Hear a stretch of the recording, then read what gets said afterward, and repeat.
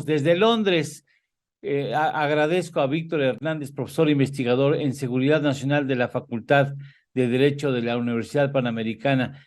Gracias, Víctor. ¿Qué andas haciendo en Londres? Estoy haciendo mi posgrado en Seguridad Nacional aquí en el King's College. No me digas, ¡ay, qué padre! ¿A qué hora son allá? Ahorita deben ser Acá ya son las las, 2 de la tarde y las dos bueno, de la tarde. las preparaciones para la coronación del rey Carlos que va a ser ya Ah, próximamente. es cierto, claro. Bueno, te va a tocar verlo, ¿no? Presenciarlo. Así es. Claro que sí. Oye, bueno, quisiéramos tomar tu impresión, tú que eres especialista en estos temas, de lo que sucedió ayer en la Suprema Corte de Justicia de la Nación. Ya desde luego estás enterado de este asunto. ¿Cómo lo tenemos que leer? Es un día verdaderamente histórico para la democracia mexicana porque rompió con la tendencia que había tenido la Suprema Corte bajo el liderazgo de Arturo Saldívar de endosar los decretos, las reformas y todo el complejo entramado legal que había construido el presidente López Obrador en temas de militarización. Sí se nota un cambio de paso, un cambio de espíritu ahora con la nueva presidencia de la Suprema Corte y hay que poner algunos candados o algunos matices con este triunfo. Sí, sin duda es algo inusual, algo inesperado, porque el presidente había estado presionando intensamente a la Suprema Corte desde el inicio del sexenio con casos como la renuncia forzada del ministro Medina Mora, Sí. pero es una decisión que se queda a medias porque no transforma demasiadas cosas en el plano operativo. Es decir, en la práctica, la Guardia Nacional sigue siendo una sucursal de la Sedena, sigue estada integrada en un 80% por soldados y marinos que nada más se cambian el uniforme, se ponen el uniforme blanco y se suben a las patrullas blancas, pero siguen siendo militares y marinos con entrenamiento militar, bajo la cadena de mando militar que cobran de Sedena y de Semar.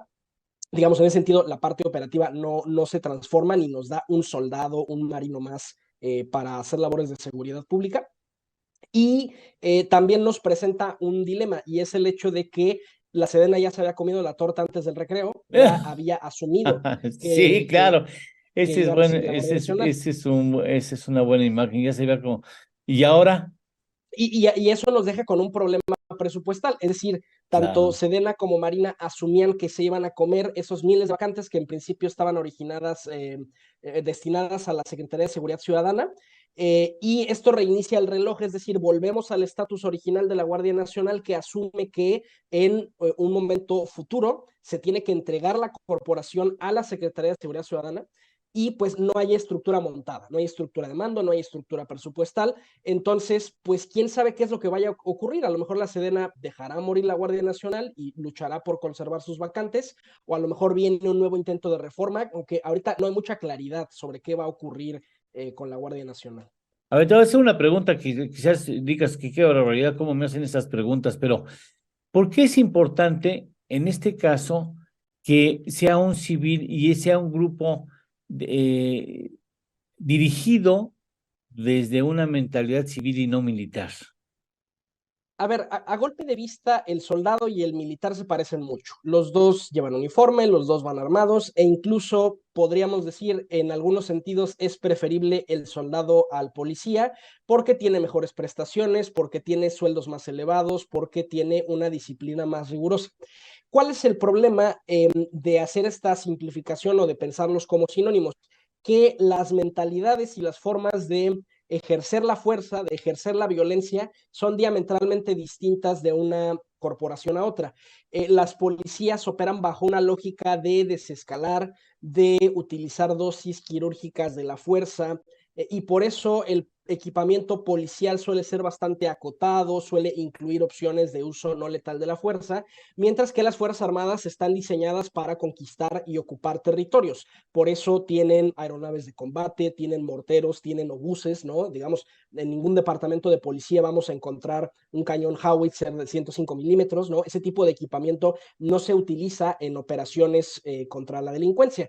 Y además hay una visión distinta porque el policía lidia con ciudadanos. El ciudadano, aunque esté delinquiendo, va a tener derechos cuando lo detengas, cuando lo proceses, incluso cuando lo sentencien, mientras que el soldado va a lidiar con enemigos. El soldado está entrenado en la máxima dosis de violencia, que es exterminar y subyugar a un enemigo, controlar un territorio, y eso lleva a culturas institucionales muy distintas.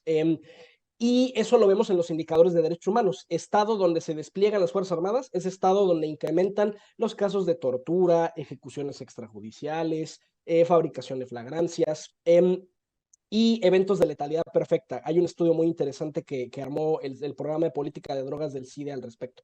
Entonces, entiendo de dónde viene la queja o la semejanza, pero no hay que dejarnos ir por las impresiones. A lo mejor de fuera se parecen muy similares, pero en la práctica son cosmovisiones muy distintas de cómo hacer labores de seguridad.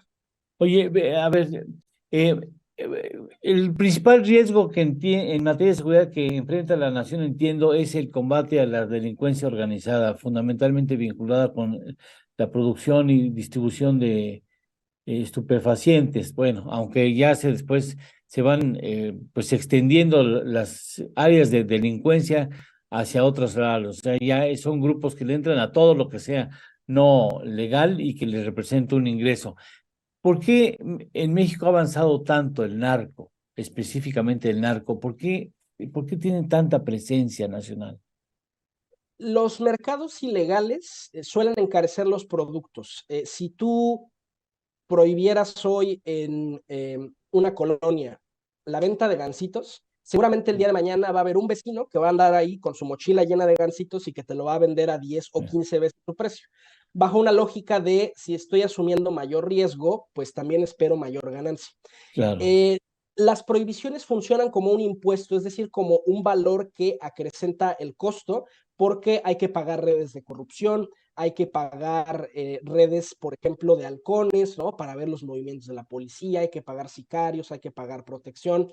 Son gastos adicionales que no vienen en las empresas legales, ¿no? Es decir, si uno sí. quisiera abrir una tiendita, no hay mayor complicación. Uno paga su impuesto, tiene su certificado de que está todo en orden y abre su tiendita. Pero las economías ilegales suelen ser muchísimo más caras y en consecuencia son mucho más atractivas. ¿Cuál es el atractivo del mercado mexicano? Uno, está pegado a los Estados Unidos, ¿no? Esa es Sí. una posición envidiable para cualquier narcotraficante del mundo. Y que eso además es un dato histórico interesante. En la primera mitad del siglo XX, los cárteles mexicanos no eran los más taquilleros ni los más poderosos, eran los colombianos. Los cárteles colombianos empiezan a hacer negocios sistemáticamente con los mexicanos hasta que la DEA clausura las rutas del Caribe, porque antes la droga se trasladaba por lanchas rápidas haciendo escala en cada una de las islas del Caribe desde Colombia y hasta Florida. Entonces, por un lado tenemos esa variable geográfica y en segundo lugar, porque nosotros tenemos un clima semidesértico que es ideal para que crezca la amapola, que solo crece en otro país del mundo que es Afganistán, y Ajá. la marihuana, ¿no? Es decir, muchos estupefacientes suelen favorecer climas cálidos, ¿no? Por esa razón, Canadá no era un destino viable, porque es un clima helado, ¿no? Y Ajá. de hecho la marihuana que crece allá solo puede crecer en invernadero. Y digamos, la geografía nos traicionó y también es un poco extraño pelearse con la geografía, ¿no? Declarar ilegal la hoja de coca en Colombia o declarar ilegal la marihuana en México es como vivir en Sonora y declarar ilegal la arena, ¿no? A ver, este es un producto que crece en el suelo, ¿no? Sí. Y que quererle declarar una guerra a la madre naturaleza es garantía de perder. Bien, entonces, ¿cómo complementarías la decisión histórica dada ayer por la Suprema Corte de Justicia? ¿Qué puntos habría que agregar, no sé en qué terreno, pero para garantizar y ya vacunarnos de estas ideas que posiblemente insistan en en la necesidad, dicen ellos, de que esta Guardia Nacional sea gobernada por mandos militares? A ver, ¿por qué es inconstitucional? Algo que llama mucho la atención en todos los intentos de militarización de la seguridad pública, desde la reforma fallida de Felipe Calderón en 2009 a la Ley de Seguridad Nacional, pasando por la Ley de Seguridad Interior, el decreto de mayo de 2020, llama poderosamente la atención que ningún presidente y ningún partido político se ha animado a abrogar el 129 constitucional que dice que en tiempos de paz los militares no pueden ejercer roles distintos a su adiestramiento ordinario, a sus labores militares, ¿no? En tiempos de guerra, claro, se entenderá que tengan que proteger ciertas instalaciones y tomar un papel más activo, pero al menos en tiempos de paz tienen que estar en sus cuarteles. Eso lo dice a la letra de la Constitución. Llama la atención que ninguno de los intentos de reforma ha quitado ese artículo. Y pareciera que incluso, bueno, a ver, hay dos opciones. ¿O es que nuestros legisladores no conocen la Constitución y se les ha olvidado quitarlo en los intentos de militarización de la seguridad pública? O dos, todavía incluso en personajes como Felipe Calderón o como López Obrador hay cierto temor de la vuelta a los orígenes del PRI, ¿no? Este partido creado por la familia revolucionaria, por esta constelación de caudillos y de militares que gobernaba a base de la fuerza. Entonces, ese es el origen de esa inconstitucionalidad, pero la discusión del día de ayer y que va a continuar mañana, o sea, todavía hay que estar pendientes hoy porque faltan algunos votos importantes el día de hoy, se quedó incompleta porque todavía deja abierta la puerta en futuros sexenios a que vuelva a haber algún tipo de reforma similar que intente militarizar la seguridad pública. Ayer, en los últimos minutos del debate en la Suprema Corte, hubo muchísima discusión porque algunos ministros están proponiendo deshacerse de una jurisprudencia, es decir, de una sentencia que emitió la Suprema Corte de los 90, que es la que permite que los militares en ciertos roles auxiliares puedan participar de la seguridad pública. Es una jurisprudencia que se ha manipulado mucho, o sea, la Ajá. jurisprudencia solamente era para darle un asiento a Sedena y a Marina en el Consejo Nacional de Seguridad Pública, pero se ha utilizado sistemáticamente para decir, también permite esto, también permite aquello, ¿no? Que los militares estén en las calles. Y ese es el fraude de la guerra contra el narco. Se dijo que esto era una emergencia temporal, acotada, que el Sí. ejército volvería a sus cuarteles y pues ya cumplimos 16 años de guerra contra el narcotráfico. Entonces, ahí es una discusión que se quedó incompleta. Ese precedente pareciera que se va a conservar, a menos que hoy haya un milagro y cambie la votación. Sí.